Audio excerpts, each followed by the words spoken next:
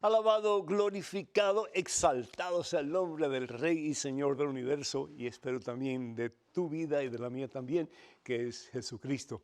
Damos gracias a Dios, hermanas y hermanos, por este momento. Me siento supremamente gozoso, alegre, satisfecho de poder compartir con ustedes la palabra de Dios. Palabra que tiene poder para cambiar vidas, para mejorar nuestra relación con Jesucristo, para ayudarnos, para que seamos de verdad esos guerreros del Evangelio que a través de nuestras vidas vividas para Jesús, pues hacen posible en el nombre del Señor Jesús que otras personas se acerquen a Él y tengan de Él vida y salvación eterna. Hoy tenemos un programa bien interesante pues para todos ustedes. Vamos, como de costumbre, a estar respondiendo muchas preguntas, y estas preguntas yo creo que ustedes las hacen con el deseo de aprender un poquito más. Y si las hacen algunos de ustedes, no todos ustedes, pero alguien por ahí, con el deseo de poner una zancadilla, pues está bien, no hay ningún problema. Voy a sudar un poquito, pero vale la pena, sí, el que haya alguna controversia de vez en cuando. Así que no dejen de llamar, no dejen de escribirnos con sus preguntas, sus dudas, sus comentarios, ya que ustedes son los que hacen posible este programa. Quiero pedir muy particularmente en este programa por los que han sufrido consecuencias graves en relación a la pandemia que todavía pues tenemos con nosotros desafortunadamente, y pedirle mucho al Señor por estabilidad en nuestras vidas, por salud, protección, y también pues pedirle a aquellos que han perdido un familiar, un ser querido, que Dios les bendiga en abundancia y que puedan estar conscientes de que no pueden estar en las mejores manos, en las manos de Dios. Así lo creemos y así lo esperamos. Y también pues pedir al Señor que nos ayude para que podamos de verdad caminar en su camino cada día más cerca. En este momento, hermano, hermana, vamos a orar en el nombre del Padre, del Hijo y del Espíritu Santo. Amén. Padre bueno, Padre amantísimo, Padre misericordioso, te doy gracias, oh Dios. Danos, Señor, humildad. Danos perseverancia en nuestra búsqueda de ti, en nuestra relación contigo, Señor, sabiendo que tú siempre estás ahí con brazos abiertos, mi Dios, para recibirnos, para levantarnos de la miseria en que a veces nos metemos,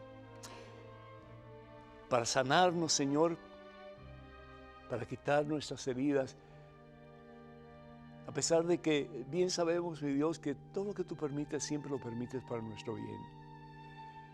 Yo te pido, Padre Santo, con todas las fuerzas de mi corazón, por cada uno de tus hijos que están en estos momentos escuchando, viendo este programa, bendícelo abundantemente, Señor, bendícela poderosamente, Señor, que podamos nosotros estar conscientes, ante todo, que sin ti la vida no tiene sentido, no vale la pena vivirla, pero que contigo, Señor, la vida es hermosa, la vida tiene sentido, porque tenemos una meta, como bien decía San Agustín de Hipona, y la meta eres tú, Señor. Señor, haznos humildes, que podamos estar conscientes que por mucho, por muy poco que tenemos o tengamos, que si te tenemos a ti, lo tenemos todo, mi Dios, y nada nos falta. Bendice, Señor, a cada uno de tus hijos, particularmente en este momento. Sana, Señor, sus heridas, sana, Señor, su, tal vez, deseo de apartarse de ti, que cada día sea lo contrario, Señor, más cerca a ti, más cerca de tu divina voluntad, más cerca, Señor, de ese que es la fuente de vida y salvación eterna, que es Jesucristo, en quien todo lo podemos y para quien todo es posible. Bendice, mi Dios, con el poder de tu Santo Espíritu, a cada uno de tus hijos. Llénanos, oh Dios, de tu santa y transformadora presencia. Cólmanos de tu divino amor, de tu santa paz, y que podamos ser instrumentos en tus manos, Señor, para la salvación de muchas almas que te necesitan y que buscan de ti. A ti la gloria, Padre, en Cristo Jesús, por los siglos de los siglos. Amén, Señor. Bendito seas, mi Dios, bendito seas. Amén.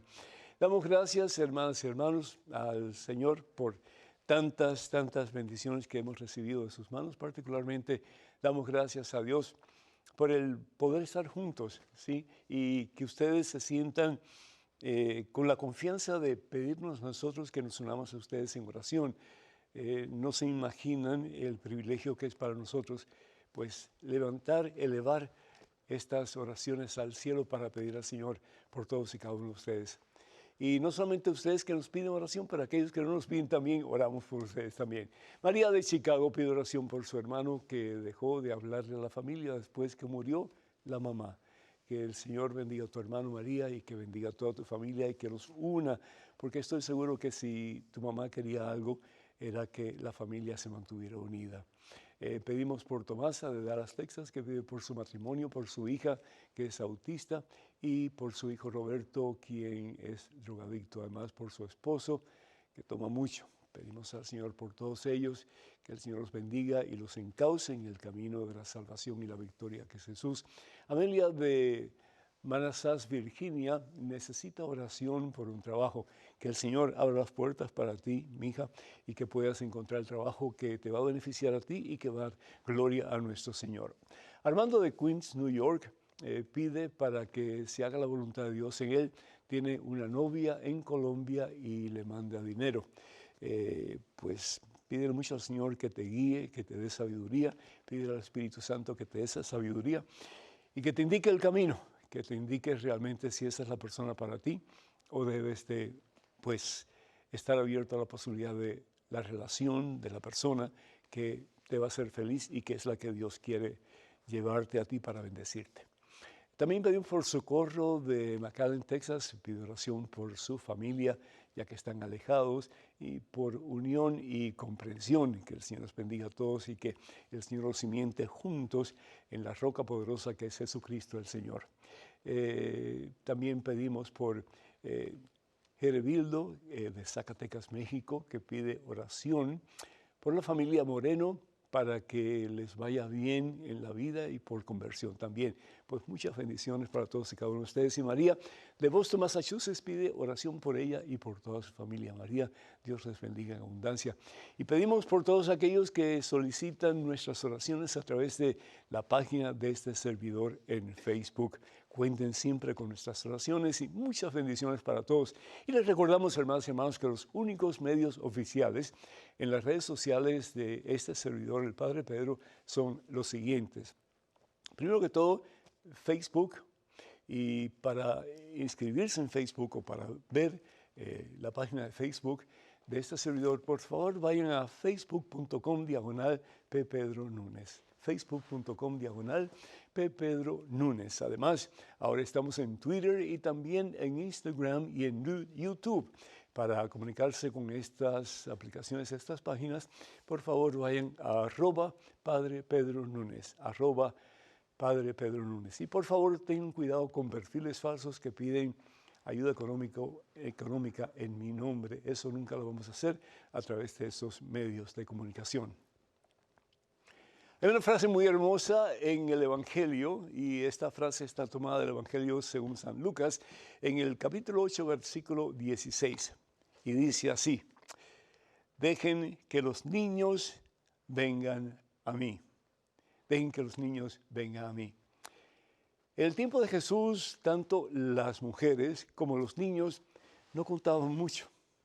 Más aún, eran como que ciudadanos de segunda clase.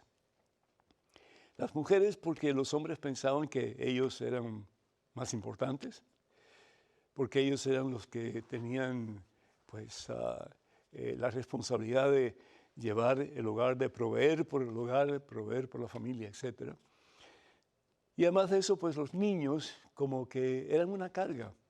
Y claro que era como una especie de dualismo, ¿no? Porque por una parte, la mujer que no tuviera hijos era considerada pues una mujer que no había hecho lo que Dios le pedía a las mujeres que hicieran, que era la procreación. Pero sobre todo las estériles, pues eran miradas como que así un poquito mal, pensaban ellos que era una maldición de Dios. Muy triste, pero así era la situación. Y pues el niño era considerado una carga porque había que darle de comer, había que vestirlo, todo lo demás. Aunque también los niños eran una bendición en el sentido de que, de nuevo, como dije anteriormente, una familia sin hijos como que no era bien vista en la sociedad en aquel entonces. La cosa es que cuando Jesús estaba un día predicando, viene la gente a acercarse a Jesús, pues unos pidiendo sanación, otros tratando de escuchar lo que él decía. Tanta gente con tantas necesidades, ¿verdad? Hoy día vemos lo mismo, tantas personas que buscan de Dios, que quieren acercarse a Dios, sobre todo porque no solamente quieren estar en unión con Dios, pero piden sanación, liberación, restauración familiar, personal, etc. Y buscan a Dios y buscan de Dios. En este caso venía mucha gente y dice la palabra de Dios que traían sus niños, ¿sí? Traían sus niños para que Jesús los tocara.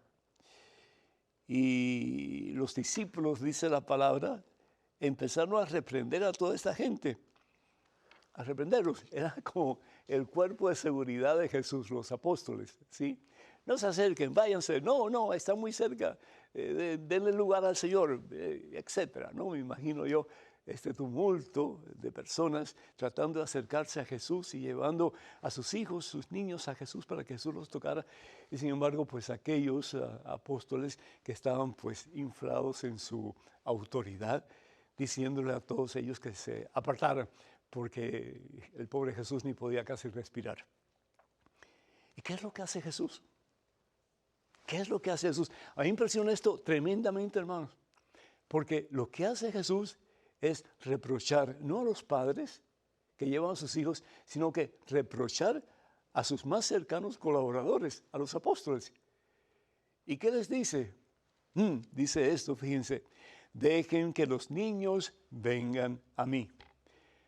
Dejen que los niños vengan a mí. Y aquí hay mucha tela para cortar, podríamos hablar de mucho en esta simple frase de Jesús. Dejen que los niños vengan a mí y no lo impidan, dejen que vengan a mí. Entonces Jesús, primero que todo, quiere que la persona, el ser humano, desde pequeñito comience a acercarse a Él. Y eso es una gran responsabilidad de papá y mamá. Enseñar a sus hijos el camino de Dios. ¿Y cuál es el camino de Dios? Jesucristo. Jesús bien lo dice en el Evangelio según San Juan, capítulo 14, versículo 6. Yo soy el camino, yo soy la verdad, yo soy la vida. Nadie va al Padre, nadie va al cielo, nadie tiene vida eterna si no es a través de mí. Jesús es el puente. Pero hay muchos padres, desafortunadamente, muchas madres, desafortunadamente, hoy día, que no le enseñan a sus hijos el camino de Dios, que no los acercan a Jesús, que solamente están preocupados por las cosas materiales, que le van a dar a sus hijos por Navidad, que le van a sus hijos por su cumpleaños, que le van a dar a sus hijos en este momento, en aquel momento. Pero Dios como que no juega un papel importante ni en la vida de ellos ni en la vida de sus hijos. ¿Y cómo puede un padre, una madre ayudar a sus hijos a acercarse a Dios si ellos no están cerca de Dios? Uno no puede dar lo que uno no tiene. Bien lo sabemos. Jesús les pide a sus apóstoles que dejen a los niños venir a Él. Si nosotros somos capaces de darle a nuestros hijos lo mejor, comida, casa, ropa, educación, etc., ¿cuánto más no darles presencia de Dios a través de nuestras oraciones, a través de rezar en comunidad, en familia, a través de leer la palabra de Dios, en la casa todos los días y de compartirla, a través de la iglesia juntos a la Santa Misa, a través de hacer obras de caridad juntos en el nombre del Señor. Tantas cosas que papá y mamá pueden hacer que muchas veces no lo hacen. Y después se quejan de que los hijos están en caminos torcidos. Y hay padres que han enseñado a sus hijos y madres que han enseñado a sus hijos a hacer las cosas de acuerdo a la voluntad de Dios. Y después los hijos se van por otro camino. Así me pasó a mí. Pero yo tenía una base, como ellos tienen una base también, y la base es Jesucristo. Y más tarde o más temprano, ese hijo pródigo que se aleja de la casa del Padre va a regresar. Eso pueden pegarle el puño. Por eso la palabra de Dios dice en Proverbios 22, versículo 6, enséñale a tu hijo, a tu hija, el camino que debe seguir y cuando sea viejo no se apartará de él. ¿Por qué bautizamos a las criaturas, a los niños infantes? Porque si le damos lo mejor que le podemos dar, si le podemos dar casa, si le podemos dar alimentos, si le podemos dar educación, si le podemos dar medicina cuando están enfermitos, ¿cuánto más no darle la misma vida de Dios a través del bautismo? Pero nosotros nos hacemos responsables de esa vida. Ellos no pueden tomar la decisión por ellos mismos, pero nosotros sí, como adultos. Y prometer delante de Dios que vamos a ayudar a esas criaturas a conocer a Dios, a amar a Dios, a servir a Dios, para un día poder vivir con Dios para toda la eternidad en el cielo. No releguen esa responsabilidad y ese privilegio que ustedes tienen, papá y mamá, abuelito, abuelita, de llevar a sus hijos, a sus nietos, a sus seres queridos pequeñitos, a los mismos pies de Cristo Jesús. Porque Él bien lo dijo, dejen que los niños vengan a mí. Número telefónico para que se comuniquen con nosotros es el 205-271-2924. 205-271-2924. Vamos a una pequeña pausa, regresamos en cuestión de momentos. Así que, hermanas y hermanos, por favor no se vayan, quédense con nosotros.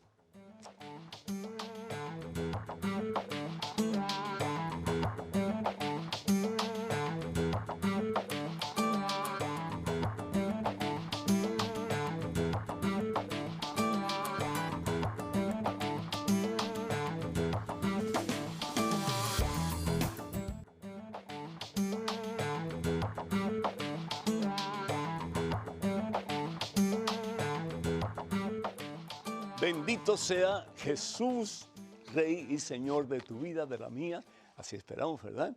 Y del universo entero. Hermanas y hermanos, les habla el Padre Pedro Núñez, gracias por estar con nosotros en este su programa. Conozca primero su fe católica. Tenemos a Eric de California, vía telefónica. Eric, ¿me escuchas? Sí, ¿cómo está? Mire, disculpe, pero ando en el trabajo, pero pues ya pedí unos minutos para que esté con usted, porque creo que eso es más importante. Qué creo bueno, Eric, qué me alegro. Es más importante y hablar con usted y Dios, entonces aquí estamos, en Los Ángeles, California. Qué bueno, mijo, pues muchísimas gracias, qué privilegio. Adelante con tu pregunta o tu comentario, Eric. Bueno, ok, mi pregunta es, ¿qué Biblia usted usa? Porque pues... como le digo, yo somos de familia católica. Ajá. Y pues me estoy aferrando un poquito más a Dios. Qué y bueno. Le voy a decir ahorita por qué, pero me gustaría saber qué Biblia usted usa, porque yo miro muchas Biblias por Amazon y todo eso, y quiero saber qué Biblia utilizar que sea católica, porque imagino que mucha gente se confunde con el Nuevo Testamento, New Testament, Old Testament, entonces me confunde mucho eso. Sí, la Biblia que yo uso se llama la Biblia latinoamericana, porque tiene un lenguaje muy fácil que podemos entender todos. Hay diferentes traducciones de la Biblia y hay Biblias que tienen un lenguaje mucho más complicado, un poco más difícil de entender, pero esta realmente es relativamente fácil de entender, así que yo recomendaría esa Biblia. Recomendaría también que comiences a estudiar con el Nuevo Testamento, es decir, yo sugeriría particularmente la parte del Evangelio según San Lucas, que nos habla desde su comienzo, el comienzo de Jesús, lo que se llama la narración de su nacimiento, y después hasta el fin en que ya los discípulos se van a predicar lo que han visto y lo que han escuchado. Entonces, esa sería una forma muy buena para que tú empieces a usar la Santa Palabra de Dios. Empieza con el Nuevo Testamento y una vez que hayas leído despacito el Nuevo Testamento y lo que te dice el Señor a ti personalmente a través de lo que lees, ya empezar también a leer el Antiguo Testamento, pero ten cuidado porque hay algunos libros en el Antiguo Testamento que son difíciles de entender y puede crear confusión en tu mente.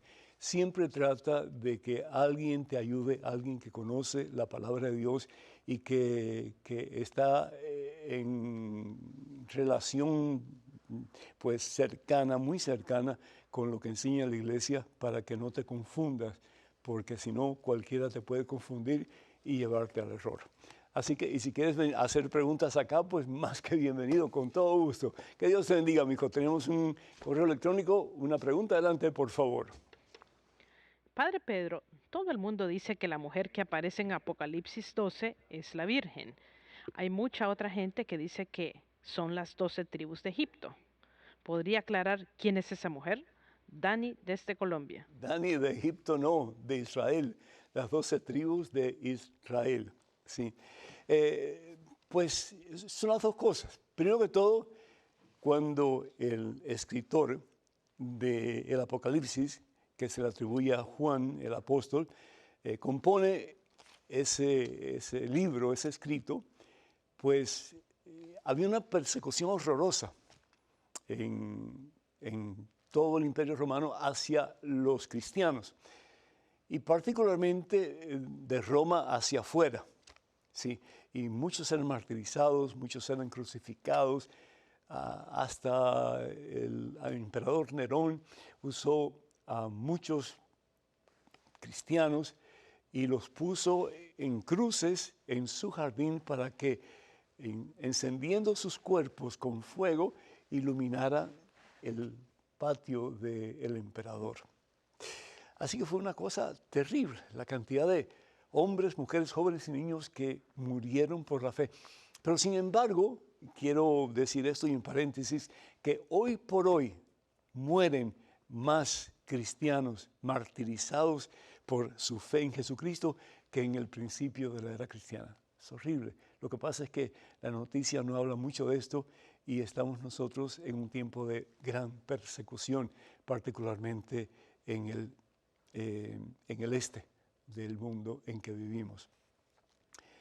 Cuando nosotros, por ejemplo, hablamos acerca de la mujer en el libro del Apocalipsis, capítulo 12, dice lo siguiente. Si ustedes tienen su Biblia, me gustaría mucho que las abrieran al capítulo 12 del libro del Apocalipsis. Apareció en el cielo una señal grandiosa, ¿sí? Tiene que haber sido una señal muy importante para que el escritor del Apocalipsis pues pusiera esto, no como una señal, sino como una señal grandiosa, ¿sí? Dice, una mujer vestida de sol, es decir, ella no era el sol, ella no era la luz, pero ella tenía la luz dentro de sí. El sol que brillaba en ella era la luz que salía de ella, que emanaba de ella, la cual ella reflejaba. Qué hermoso, ¿no? Y dice, con la luna bajo sus pies. La luna es símbolo de la creación de Dios, pero esta mujer era más importante que la luna, más importante que la creación de Dios, pero mucho menos importante que el sol, la luz que destellaba desde adentro de esta mujer. Dice, y tenía 12 estrellas en su corona, 12 estrellas, ella tenía una corona. En la primera carta de San Pablo a los Corintios, capítulo 9, versículo 25, nos dice que como cristianos debemos de luchar para alcanzar la corona que no se marchita. Y esa corona que no se marchita es la vida eterna. ¿Y quién es la luz? ¿Quién es ese sol? Ese sol, esa luz es Jesucristo. Evangelio según San Juan, capítulo 8, versículo 12. Jesús dice, yo soy la luz del mundo. Yo soy la luz del mundo. Jesús ha venido para disipar las tinieblas del pecado, para que dejemos de vivir de una forma confusa y apartado de Dios y para que comencemos a caminar en el camino claro y limpio a pesar de las cruces que tengamos que abrazar, pero caminar en el camino de la luz que es Jesucristo, que nos conduce hacia la meta de nuestra vida, que es el cielo. Y la palabra de Dios nos viene a decir también que Jesús, primera Colosenses capítulo 1, versículo 18, es la cabeza de esa mujer, de ese cuerpo, que definitivamente pues es la iglesia, pero también es María Santísima. Las dos cosas. Representa en este momento tanto a la iglesia que está sufriendo, la iglesia que está llevando dentro de sí la misma luz que quiere disipar las tinieblas en el mundo, las tinieblas del pecado, y que podamos claramente orientarnos de la mano de Él hacia la meta que es el cielo. Pero también dice que tiene 12 estrellas. ¿Y qué son las 12 estrellas? Son las 12 tribus de Israel, como dijiste anteriormente, las 12 tribus, ¿verdad?, que componen la base del Antiguo Testamento, los 12 pilares de la iglesia antes de Jesús. La palabra iglesia significa comunidad de creyentes. Y por otra parte tenemos los 12 apóstoles, que son los pilares de la nueva creación, es decir, de la nueva alianza de Dios con su pueblo en Jesucristo. Y nos dice que estaba esta corona sobre su cabeza y que estaba embarazada esta mujer. Estaba embarazada. Y cuando hablamos de Jesús y de la iglesia está embarazada con Jesús. Si ustedes van alguna vez al Vaticano y van a la Basílica de San Pedro, van a ver que encima del templo hay una enorme cúpula, hermosísima. ¿Y saben qué significa esa cúpula? Esa cúpula significa el vientre de una mujer embarazada. El vientre de una mujer embarazada. Y debajo de esa cúpula está el altar mayor, donde la vida se hace no solamente real, pero la vida que se da, Jesucristo que se da, el pan vivo bajado del cielo en cada Santa Comunión. Es tremendo. Entonces, representa a la iglesia, pero representa también a María. María que está embarazada y María que grita. ¿Por qué? Porque una espada le traspasa el corazón. María no solamente sufrió cuando vio a su hijo en la cruz en el Calvario, pero María sufrió en muchas situaciones durante la vida de Jesús, viendo cómo lo maltrataban, cómo lo despreciaban, cómo se burlaban de él, tantas cosas más. Si eso no hace que el corazón de una madre se estruje de dolor, nada lo va a estrujar. Y el caso es que dice, está embarazada y grita dolor, también la iglesia, porque la iglesia sufre el dolor de parto en los mártires, que son miembros de su propio cuerpo. Porque ha llegado la hora de dar a luz. La iglesia sufre dando a luz, dando a Jesús a la humanidad. Y María sufre dando a luz, dando a Jesús a la humanidad de la misma forma. Pero qué hermosa alegoría, qué hermosa comparación de la iglesia y de la Virgen María en relación a la mujer de Apocalipsis capítulo 12. Bendito sea Dios. Tenemos una pregunta aquí en un correo electrónico. Adelante, por favor. Padre Pedro, las enseñanzas de los testigos de Jehová afirman que Jesús no es Dios y así lo profesan cuando salen a visitar las casas. Nos hablan de Jesús como un profeta o el profeta esperado. Esto tiende a confundir la fe, sobre todo de los hermanos más vulnerables.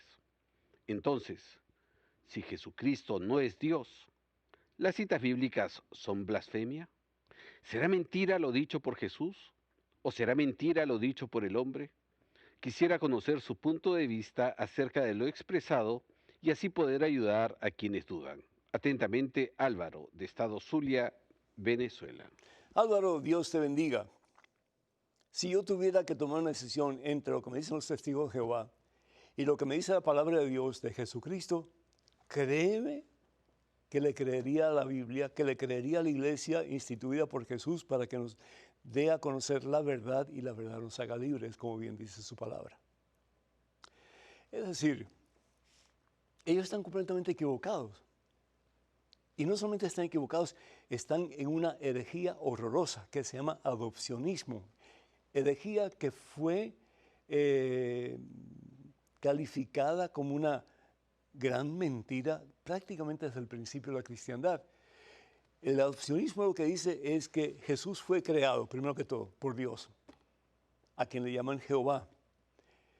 Y esa creación fue la más importante, la primera. Y después de eso, pues Dios crea todo lo demás, incluyendo el ser humano. Pero que Dios no es, Jesús no es Dios. Jesús es el hombre perfecto, el hombre santo, es decir, el hombre consagrado a Dios, pero que Jesús no es Dios. Entonces, si nosotros vamos al Evangelio según San Juan, por ejemplo, capítulo 1, versículo 1, ¿qué es lo que nos dice la palabra de Dios? En el principio era el verbo, es decir, la palabra. ¿Sí? Y el verbo estaba ante Dios, es decir, en la misma categoría, al mismo nivel. El verbo estaba ante Dios y el verbo era Dios. ¿El verbo era qué cosa? El verbo era Dios. Y podemos seguir leyendo, pero vamos entonces al versículo 14 del Evangelio según San Juan, capítulo 1, versículo 14. Y el verbo se hizo carne, es decir, se engendró en el vientre de una mujer y asumió la carne, como la carne que tú tienes y la mía, se hizo uno como nosotros en todo, dice San Pablo, menos en el pecado, y puso su tienda, es decir, y habitó entre nosotros. ¿Y quién es ese? Es Jesús. Es Jesús, el verbo de Dios, la palabra de Dios. Cuando yo hablo, cuando la palabra sale de mi boca, es parte de mí. La palabra mía y yo somos lo mismo, ¿sí? Tú no puedes decir, bueno, la palabra del Padre Pedro es diferente al Padre Pedro. No, porque la palabra está en mí y de mí sale la palabra y ustedes la pueden escuchar. Imagínense entonces Dios. Dios es desde siempre y Dios es para siempre. Y en ese ser omnipotente, omnipresente, etcétera, está su palabra, el verbo. Y ese verbo es la segunda persona de la Santísima Trinidad, que se encarna en el vientre purísimo, santo de nuestra Santísima Madre, la siempre Virgen María. Ese verbo, haciéndose carne, lo conocemos con el nombre de Jesús. Jesús, el Hijo de Dios que vive. ¿Y por qué es el Hijo de Dios que vive? Porque es de la misma esencia que el Padre. Si nosotros vamos al Evangelio según San Juan, el capítulo 10, en el versículo 30, la palabra de Dios muy claramente dice, y esto lo dice Jesús, dice, yo y el Padre somos la misma cosa. Los testigos de Jehová no son cristianos. ¿Por qué? Porque no creen que Jesús es Dios.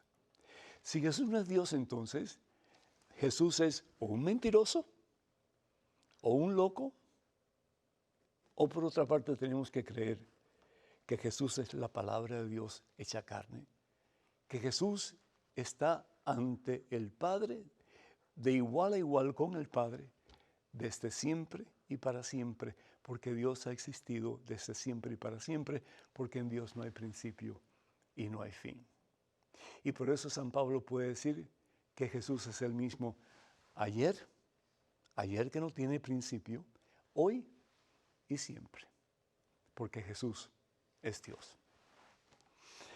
Tenemos una llamada de John Jairo desde Colombia. John Jairo, ¿me escuchas? Me hace favor y me vuelve a repetir. John Jairo, Dios te bendice. Adelante, mijo, con tu pregunta o tu comentario. Padre Pedro, ¿cómo está? Bendecido en victoria, y ahora pues que estamos en comunicación contigo, más aún todavía. Me alegra mucho, Padre, y lo felicito por tan maravilloso programa y por su sabiduría para explicar la palabra de Dios. Muchísimas gracias, John Jairo, muchísimas gracias. Adelante, por favor, te escuchamos. Padre, mi pregunta es, ¿qué explicación tiene la Iglesia Católica sobre el anticristo? Pues yo creo que usted tal vez en un programa anterior lo había explicado, pero yo no me recuerdo bien qué fue lo que dijo usted. Entonces, para que me haga el favor y me explique qué explicación tiene la Iglesia Católica sobre el anticristo. Con todo gusto, John Jairo, con todo gusto. Si nosotros vamos a la carta de Juan, vamos a ver aquí un momentito, vamos a la primera carta del apóstol Juan, capítulo 2, versículos del 18 en adelante, dice la palabra de Dios. Hijitos, Y así se refería el apóstol Juan ya cuando era viejito, así como el padre Pedro, cuando se refería a su comunidad, a aquellos que pues seguían su ejemplo y sus palabras. Hijitos, estamos en la última hora. Y sí es cierto, estamos ya en los últimos tiempos. ¿Cuándo va a ser el fin del mundo? No lo sabemos, así dice el Señor, solamente el Padre. Pero, sin embargo, estamos en los últimos tiempos. Dice, y han oído que va a venir un anticristo. ¿Qué es un anticristo? Uno que actúa o que habla en contra de lo que dice Jesucristo. ¿Está claro? Sí. Pero ya hemos visto varios anticristos, por lo cual conocemos que esta es la última hora. Esa gente, y escuchen bien, esa gente salió de entre nosotros. Es decir, eran parte de la iglesia de Jesucristo, de la iglesia establecida por Jesucristo, pero dejaron la iglesia, abandonaron la iglesia. Y el abandonar la iglesia una vez que conocemos la verdad, que es Jesús, se llama apostasía. Se convirtieron en apóstatas, es decir, dejaron la verdad por irse a otra cosa. No quiero decir, como dice San Pablo en su carta a los Efesios, que se fueron a puras mentiras, pero eso cada cual tiene que tomar la decisión. Pero es decir, se alejaron de la iglesia verdadera, de la iglesia establecida por Jesús, que es la iglesia que conocemos como la una santa católica y apostólica. Esa gente salió entre nosotros, pero no eran de nosotros. Si hubieran sido de los nuestros, se hubieran quedado con nosotros. Así es como descubrimos que no todos son de los nuestros. ¿Y por qué anticristos aquellos que dejan la iglesia de Jesús? Porque bien lo dice la palabra de Dios en el Evangelio según San Juan, capítulo 17, versículo 21. Padre, que todos sean uno, como tú y yo somos uno. Entonces el mundo creerá que tú me has enviado. Qué lástima que muchos dicen que creen en Jesús, pero no viven el mandamiento del amor en Cristo Jesús. Vamos a ir a una pequeña pausa, pero les damos el número telefónico para que se comuniquen con nosotros, 205-271-2924, 205-271-2924. Hermanas y hermanos, no se vayan, por favor, quédense con nosotros.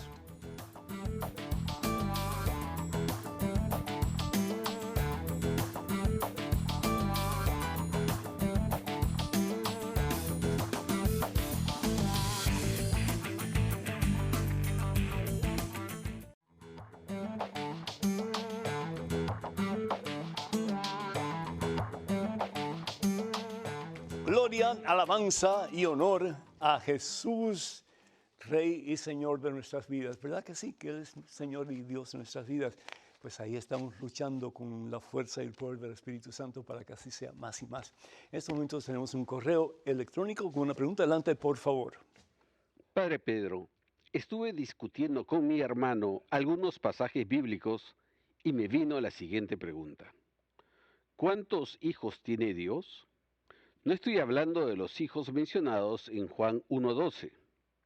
Sería un placer hablar con usted acerca de la Biblia. Espero su respuesta, todo lo mejor y bendiciones. Davidson de Williamstad, Curazao. Davidson, muchísimas gracias. Muy interesante tu pregunta. ¿Cómo responderías tú a esa pregunta? Pues yo diría primero que todo al Evangelio según San Juan, capítulo 3, versículo 16.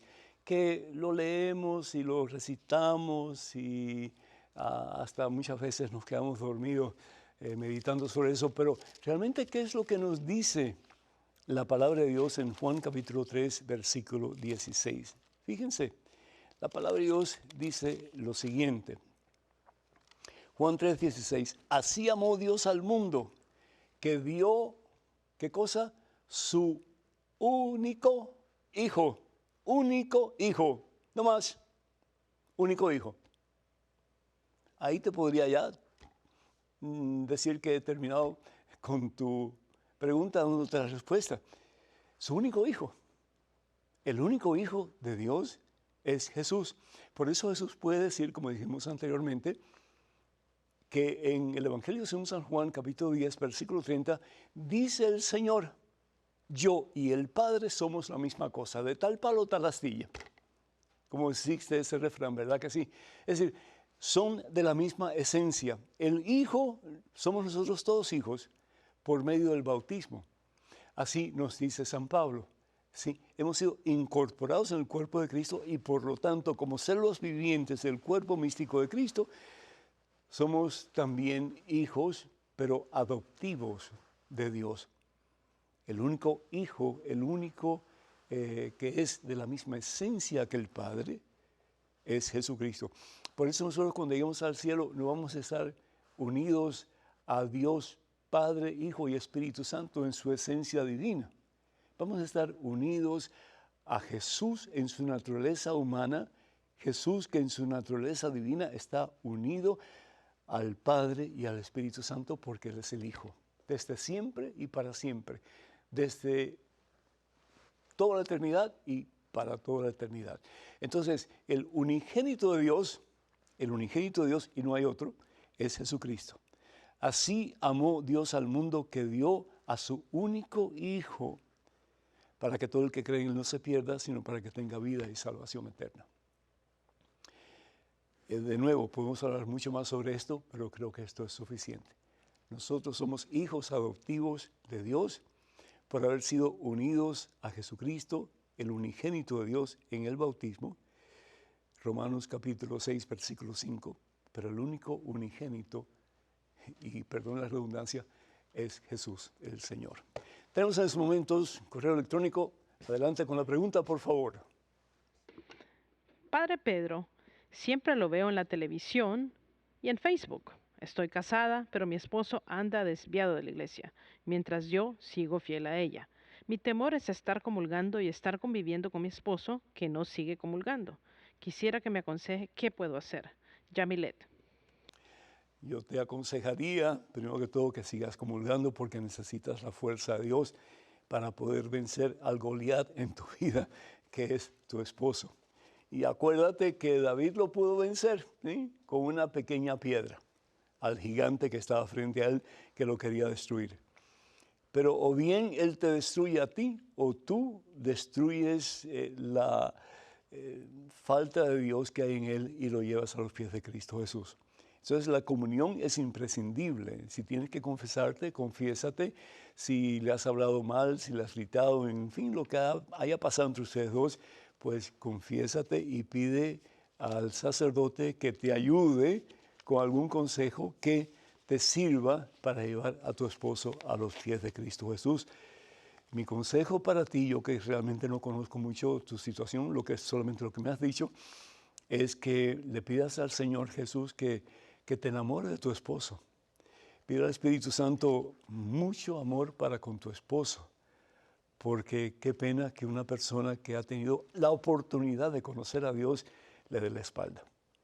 Y yo estoy seguro que el que persevera, como dice Jesús en el Evangelio según San Mateo, capítulo 24, versículo 13, alcanza y se salva.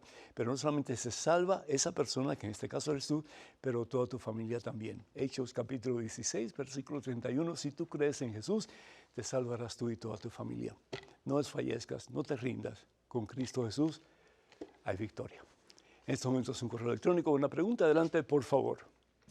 Padre Pedro, si la iglesia se fundó, según usted, en Pedro, por el mismo Jesús, ¿por qué el apóstol Pedro tiene solo una carta y no un evangelio? Se supone que él nos debió dejar las bases y no Pablo, quien dejó más cartas. Encima de eso, Pablo contrariaba con Pedro. Gracias, Luis. Pasa en las mejores familias, ¿no es cierto? Que hay contrariedades y hay pues diferencias de opinión, etcétera. Pero al fin y al cabo, si Pablo hace algo maravilloso, es que después de su conversión camino a Damasco, se reúne con los apóstoles, particularmente con Pedro, para dirigir su misión. ¿Por qué? Porque Pedro era la cabeza de la iglesia establecida por el mismo Jesús. Y no fui yo, ni soy yo, quien he dicho o digo que la iglesia se estableció sobre Pedro. Eso lo hizo y lo dijo el Señor Jesús. Dice el Señor Jesús en el Evangelio según según San Mateo capítulo 16, versículo 18, y ahora yo te digo, diciéndolo a Simón Barjona, ¿verdad? Un pescador. Ahora yo te digo, tú eres Pedro, o sea, piedra, y sobre esta piedra edificaré mi iglesia, una sola. Hoy día un escándalo terrible que ocurre en nuestro mundo es la separación de los cristianos, la división de los cristianos. El cuerpo de Jesucristo jamás había estado tan dividido como hoy día. Y como que no nos importa. En vez de tratar de buscar la verdad, y la verdad se encuentra en la iglesia establecida por Jesús. Jesús establece una sola iglesia, no más. La iglesia de Martín Lutero no es la iglesia verdadera. Martín Lutero nunca fue papa. La iglesia de Calvino nunca fue la verdadera iglesia. Calvino nunca fue papa en la iglesia. Winsley y todos los demás. Y de ahí todas las sectas protestantes y evangélicas que han tomado lugar desde entonces. Dividir. Y cada cual enseñando lo que quiere. Como si fuera cada uno un papa diferente. Hay un solo papa. Hay una sola iglesia. Hay unidad en esa iglesia. ¿Por qué? Porque es lo que pide el Señor Jesús al Padre en el huerto de Getsemaní. Padre, que todos sean uno como tú y yo somos uno, entonces el mundo creerá que tú me has enviado. Evangelio según San Juan, capítulo 17, versículo 21. Es el Señor Jesús el que establece esa iglesia. Ahora, ¿por qué Pedro escribe menos que Pablo? Porque así Dios lo quiso. Si nosotros vamos a clasificar en grandeza o en responsabilidad dada por Dios a diferentes personas, y vemos que Pablo escribió más que Pedro, que escribió 2 cartas, no una, sino que 2 cartas, tendríamos que decir que el que está por el suelo es Jesucristo. Sí, porque Jesucristo no escribió ninguna carta. Jesucristo no escribió nada, solamente lo que escribió en el suelo, cuando acusaban a la mujer adúltera de haber tenido relaciones con un hombre que estaba casado. Por amor de Dios, seamos un poquito más abiertos a la fuerza y el poder del Espíritu Santo en nosotros, y que dejemos la soberbia a un lado, por amor de Dios, y reconozcamos que la única iglesia fundada por Jesús, y eso es bíblico, es la iglesia que le establece sobre los apóstoles, particularmente Pedro, a quien después en el Evangelio según San Juan, capítulo 21, le va a decir desde el 15 hasta el 18, por ahí, me amas más que esto, Pedro. Y le repite, y le vuelve a preguntar Jesús, y él le repite, y le vuelve a preguntar Jesús, y le repite, apacienta mis ovejas, apacienta mi iglesia. No son tus ovejas, Pedro. No son las ovejas del Papa Francisco, son las ovejas de Cristo. Y tenemos 2 opciones, o llevar unidos a muchos a esa unidad con Jesucristo, a esas ovejas que están descarriadas porque nosotros estamos todos divididos, o tenemos la oportunidad a través de nuestra unión y nuestra caridad unos por otros de llevar al mundo entero a los pies de ese que quiere salvar a la humanidad completa, porque así lo dice San Pablo, 1 de Timoteo, capítulo 4, versículo 2. Él quiere que todos nos salvemos, pero solamente nosotros dando el mejor ejemplo de unidad y de amor, eso va a suceder. Que Dios te bendiga. Tenemos en estos momentos un correo electrónico, una pregunta. Adelante, por favor. Padre Pedro, quisiera saber por qué el sacerdote parte la hostia y la mastica. Y en el credo, ¿qué significa la comunión de los santos? Gracias. Marta, desde Venezuela. Marta, Dios te bendice. Muchísimas gracias. Cuando tú te comes un pedazo de carne o te comes, no sé, un pedazo de pollo, lo que sea, tú lo tragas sin masticarlo. Lo tienes que masticar, ¿verdad? Pues esa es la palabra que usa el apóstol Juan cuando habla de que Jesús dice, tomen y coman. El comer en griego, la palabra que se usa es que lo mastiques. Por mucho tiempo la iglesia pedía que no se masticara el cuerpo de Cristo. ¿Por qué? Porque había mucha falta de reverencia cuando se consumía el cuerpo del Señor Jesús. Entonces se pedía que se disolviera la hostia consagrada en el cielo de la boca hasta que ya estuviera suficientemente suave para que se pudiera consumir tragándose sin comerla, es decir, sin masticarla. Pero se cae de la mata el estar conscientes de que cualquier comida que vayamos a ingerir, pues hay que masticarla. Para eso son los dientes, ¿verdad que sí? Entonces, eso, ¿verdad? Hay que masticar la hostia. No estamos haciendo ningún sacrilegio, ni estamos ofendiendo a Dios de ninguna manera, porque el mismo Jesús lo pide que se haga así.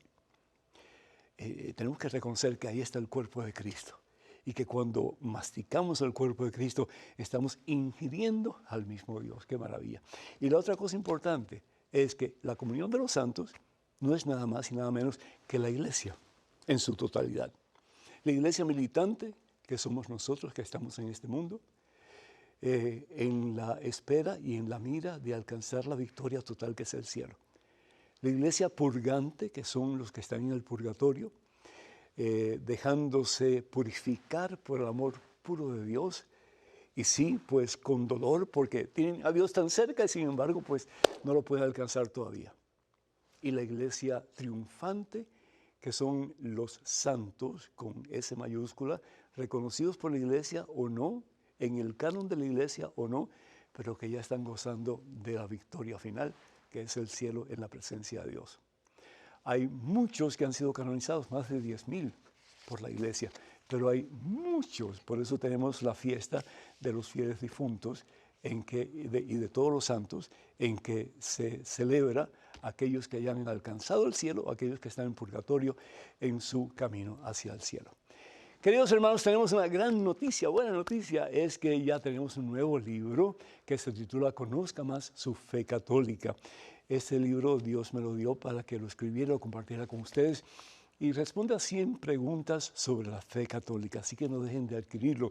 Llamen por favor al número telefónico 205-795-5814. Repito, 205-795-5814. Ese número es el número del catálogo religioso de WTN.